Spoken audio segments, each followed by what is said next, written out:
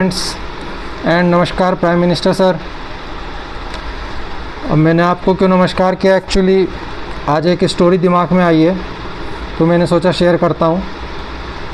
अभी जो रिसेंटली ये सीजेपी का प्रोटेस्ट हुआ जंतर मंतर पर और गवर्नमेंट ने जैसे इसको ट्रीट किया, सो एक स्टोरी दिमाग में आई है तो मैंने सोचा कि शेयर कर लेनी चाहिए। सो स्टोरी ये है कि एक बार एक किसान था और किसान के पास एक बहुत बड़ा खेत था, बहुत ही बड़ा। तो किसान को जिम्मेदारी दी गई कि उस खेत में फसल की पैदावार की जाए। तो जिसने भी थोड़ी बहुत किसान खेती की होगी तो उसको मालूम होगा कि जब कोई भी किसान खेत में खेती करता है तो उसके साथ साथ जंगली घास भी उगती है और किसान का ये फ़र्ज़ होता है कि वो उस जंगली घास को टाइम के साथ उखाड़ता रहता है।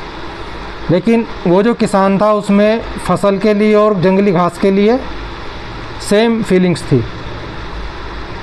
तो हुआ क्या, अब जंगली घास तो आपको मालूम है, जंगली घास तो दिन दोगुनी और चौगुनी तरक्की की स्पीड से बढ़ती है और वो जो दूसरी फसल थी, जो असली पैदावार थी, वो उसका भी जो न्यूट्रिशंस वगैरह, खाद वगैरह, वो भी ज़्यादा एब्जॉर्ब करना शुरू कर देती है। तो किसान अपनी उसी भाव में आगे बढ़ता रहा और उसने जंगली फसल को नहीं हटाया।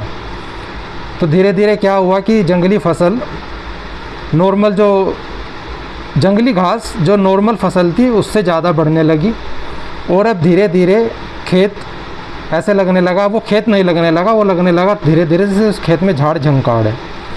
तभी भी किसान ने के अंदर वही भाव रहे कि नहीं, दोनों बराबर हैं, क्या करना, क्यों हटाना।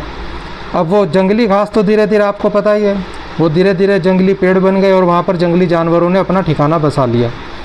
तो पहले तो किसान के बच्चों ने उस खेत में जाना बंद कर दिया। अब आपको पता है जब जंगली घास जब वो खेत जंगल बन गया तो उसमें सांप, बिच्छू और जंगली जानवर आकर रहने लगे। कुल मिलाकर अब वो खेत एक खेत नहीं बचा, वो एक छोटा सा जंगल बन गया और अब उसमें किसान की भी जाने की हिम्मत नहीं होने लगी। और धीरे धीरे क्या हुआ उसमें, और आपको पता है कि चोर डाकू, ये जो क्रिमिनल माइंड के लोग हैं, ये इनको भी ऐसी जगह चाहिए, वहाँ पर अब धीरे धीरे उनका भी बसेरा हो गया। कुल मिलाकर बात यह है कि वो जो खेत है वो किसान के हाथ से छूट गया। किसान ने एक बार हिम्मत भी की जाने की तो उसके अंदर जैसे कि सांप बिच्छू थे, उन्होंने उसको काट कूट लिया और वो किसान वहीं पर जो उसके साथ होना था वो हो गया। तो स्टोरी बड़ी छोटी सी है, अगर ये किसी तरह आप तक पहुंच जाए मोदी जी तो बहुत अच्छी बात है। वैसे तो आप बहुत ब्रिलियंट लीडर हैं, मैं कौन हूँ आपको, ये तो वही वाली बात हो जाएगी कि सूरज के सामने जुगनू। लेकिन फिर भी स्टोरी आई तो मैंने सोचा शेयर कर देता हूँ। यहाँ पर सब समझ गए होंगे कि वो खेत हमारा देश है, वो किसान आप हैं प्राइम मिनिस्टर सर, और वो जो अच्छी फसल है वो इस देश के वो लोग हैं जो देश का भविष्य है, जो मेहनत कर रहे हैं, जो स्टूडेंट्स हैं।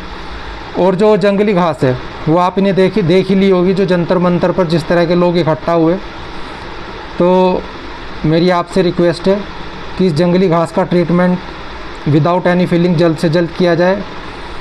एक बार ठीक है, इनको समझाकर बच्चों को, जो बच्चे उकसावे में आ गए उनको सही राह पर लाने की कोशिश की जाए। एक बार इनको मौका मिलना चाहिए।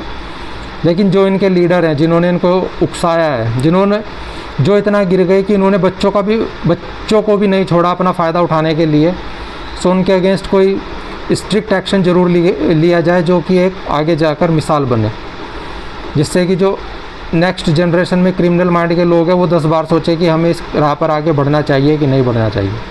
नमस्कार, जय हिंद।